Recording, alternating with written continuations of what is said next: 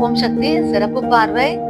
அருள் திரு அம்மா அவர்களால் பரவும் புத்துயிரூட்டும் ஆற்றல் பதிவு 7 தொடர்ச்சியை காண்போம். அவர் ஆரம்ப கால சிறப்பு தொண்டர். தன் வாழ்வில் நடைபெற்ற நிகழ்வை அவரே பதிவிட்டுள்ளார். நன்றிகள். தகவல் நூல் சக்தி ஒளி ஏப்ரல் 2002. 1977 ஆண்டு மே மாதம் செங்கல்பட்டு மாவட்டம் முழுவதும் கருவறை அன்னையின் கரிக்கோலம் செல்ல அன்னை உத்தரவிட்டிருந்தார். தன் அரசு பணியில் விடுபடுத்திக் கொண்டு கரிக்கோல பணிகளை திட்டமிட்டு செய்வதில் ஈடுபட்டு வந்தார் அத்தொண்டர். தமிழ் முதுகலை தேர்வுகள் நெருங்கின. தேர்வினை அடுத்த வருடம் எழுதலாம் என எண்ணி ஆலயத்துக்கு வந்துவிட்டார். அன்னை அருள் நிலையில் அபிஷேகம் செய்யும் முறைகளை கூறிய பின் அவரை அழைத்து தேர்வை எழுதிவிட்டு தேர்வுகள் முடிந்தவுடன் திருவுருவ சிலை எந்த ஊரில் உள்ளதோ அங்கு வந்து சேர்ந்து அது முதல் தொண்டு செய் என்றார். அத்தொண்டர் அதிர்ச்சி அடைந்தார். அன்னையோ மீண்டும் நீ கட்டாயம் தேர்வு எழுதி முடித்துவிட்டுதான் வர வேண்டும் என்றார். அத்தொண்டரோ நான் ஒன்றுமே படிக்கவில்லை அம்மா, எப்படி தேர்வு எழுதுவது என கூற, இதுவரை படித்தது போதும், இனி அன்றாடம் படித்து தேர்வு எழுது, நான் உன்னிடம் இருப்பேன் என்று கூறி தன் திருக்கரத்தில் இருந்த வேப்பிலை கொத்துகளில் ஒன்றை எடுத்து கொடுத்து நாள்தோறும் இதை சாப்பிட்டு வா, எல்லாம் சரியாக தேர்வு எழுதுவாய் என்றார்.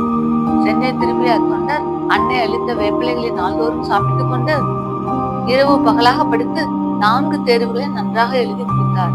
5வது தாள் மொழியியல் மே 13, 1997 அன்று நடைபெறுகிறது. எல்லா பாடங்களையும் விட கடினமான ஒன்று. தொடர்ந்து 12 நாட்களாக படித்து வந்த அவர் கண்கள் 12ஆம் தேதி நள்ளிரவில் எழுத்துக்களை பார்க்க முடியாமல் தொல்லை தந்தன. புத்தகம் முழுமையும் வெள்ளையாக தெரிந்ததே ஒழிய எழுத்துக்களே தெரியவில்லை. அவர் வீட்டில் அவர் மனைவியும் மகளிரும் அயர்ந்து உறங்கிக் கொண்டிருந்தனர். அத்தொண்டர் அன்னையின் திருவுருவ படத்திற்கு முன் சென்றார்.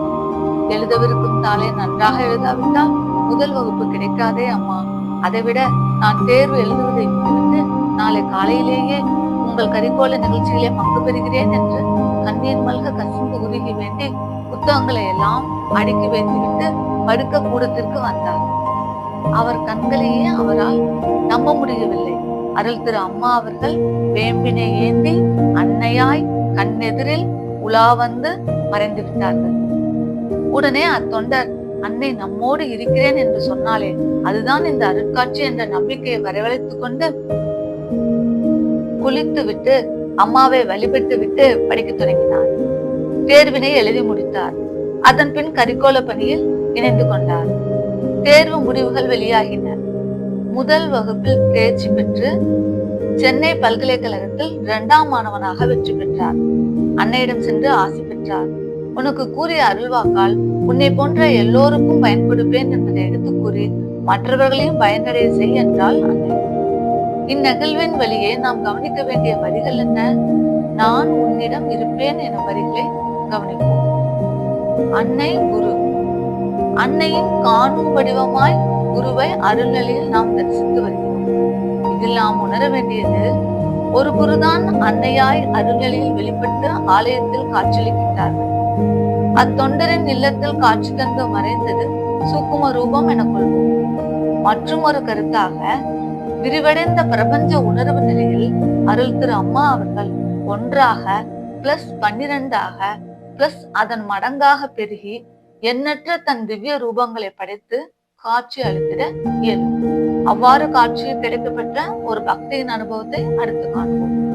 கவனித்து அறிந்து கொள்வதற்கு நன்றிகள். ஓம் சக்தி.